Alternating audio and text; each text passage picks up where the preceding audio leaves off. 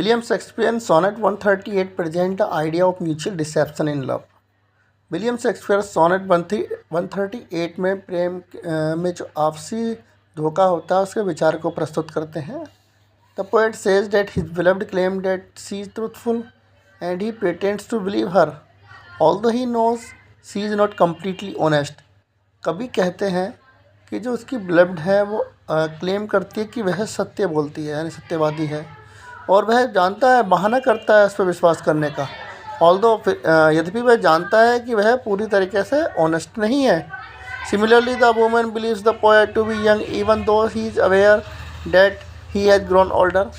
इस तरीके से जो वेमन है वो भी विश्वास करती है, जो कवि है वो युवा है, जबकि उसे पता है, वो अवेयर है कि वह बूढ़ा हो गया है.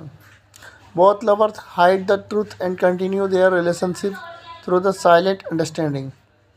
दोनों लवर्स सत्य को छिपाते हैं और अपनी जो रिलेशनशिप है उसको जारी रखते हैं, कंटिन्यू रखते हैं साइलेंट अंडरस्टैंडिंग के जरिए. The poet admits that love often survives on small lies and illusion.